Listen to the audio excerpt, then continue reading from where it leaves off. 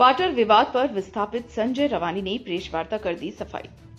भौरा 4 नंबर के भगत सिंह के पास बीसीसीएल क्वार्टर को लेकर चल रहे विवाद पर विस्थापित रैयत संजय रवानी ने रविवार को प्रेस वार्ता की। उन्होंने क्वार्टर इंचार्ज रामचंद्र पासवान पर लगे आरोपों को बेबुनियाद बताया। रवानी ने कहा कि उन्होंने नियम के तहत क्वार्टर लिया है, जिसके लिए उनके पास बीसीसीएल के दस्तावेज और झरिया विधायक रागिनी सिंह द्वारा महाप्रबंधक को भेजा गया पत्र भी है। उन्होंने कहा कि रामचंद्र पासवान निष्पक्ष होकर विस्थापितों को बचाने का कार्य कर रहे हैं, लेकिन कुछ असामाजिक तत्व जैसे भारतीय युवा मोर्चा के स्टेटस प्रेसिडेंट करण पासवान झूठे आरोप लगाकर माहौल बिगाड़ने की कोशिश कर रहे हैं।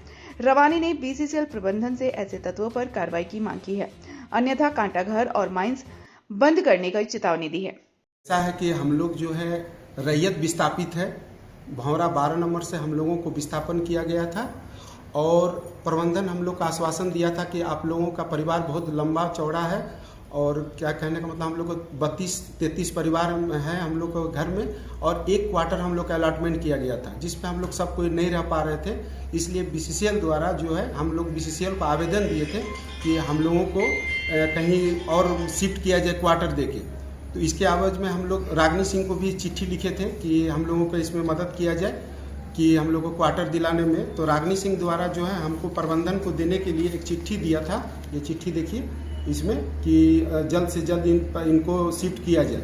उसके एवज में बीसीसीएल प्रबंधन द्वारा हमको चिट्ठी दिया कि इस क्वार्टर में रहने के लिए, जहां पर हम अभी वर्तमान में रह रहे हैं, और इस क्वार्टर का कुछ असामाजिक तत्व जिसका नाम करण पासवान है, यहाँ पर क्लब और अय्यासी का अड्डा बनाना चाह रहा था। क्योंकि अगर उनको कम्युनिटी हॉल या शादी विवाह के लिए अगर स्थान चाहिए तो बगल में ही जस्ट रोड के उस पार ये क्या बीसीसीएल का क्लब है जो बहुत बड़ा है और भौरा के लोग उसमें उसका उपयोग करते हैं शादी विवाह या अन्य काम के लिए।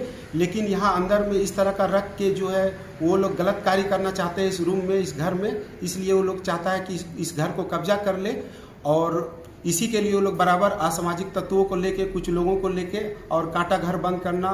तो ये चूँकि ये लोग ना विस्थापित है ना और कुछ है, ये लोग चूँकि एक गुंडागर्दी की तरह जो है अपना काम कर रहे हैं, जो कि गलत है। रहा बात की रामचंद्र बाबू का जो धावरा इंचार्ज है, वो रैयतों को बसाने का बहुत अच्छा से काम कर रहे हैं। वो बहुत अच्छा से रैयतों को बसा रहे हैं, निस्वार्थ भावना से बसा रहे हैं। लेकिन कुछ नेता जो है उस पर दबाव डाल रहे हैं, इसलिए कि वो नेता लोग क्वार्टर को बेचने का काम कर रहे हैं। अभी हाल फिलहाल में आरके सिंह जो इंजीनियर थे, उनका क्वार्टर को कोई ताला मार के रखा हुआ है और सुनने में आया कि वो 1.5 लाख रुपया में बेचा जा रहा है। और भी बाजार में कई क्वार्टर है जो नेता लोग इसको मिल के बेच रहे हैं। उसी तरह इस घर को भी शायद हो सकता है कि बेचने का काम करना चाह रहे थे, इसलिए भी वो लोग जो है रामचंद्र पर दबाव डाल रहे हैं। रामचंद्र बाबू जो है कि बहुत अच्छा से सबको बसाने का काम किए रैयतों का। अभी हाल में ही संटू महतो जो डेट किए, उनका परिवार को, हीरालाल महतो को, वो लोग जो विस्थापित रैयत है उन लोगों को बसाने का काम किए हैं। वो बहुत अच्छे से निस्वार्थ भावना से, वो अपना स्वार्थ ये से अपना पहल से वो सबको मैनेज करके बसाने का काम करते हैं। बहुत अच्छा से सबको बसाने का काम कर रहे हैं।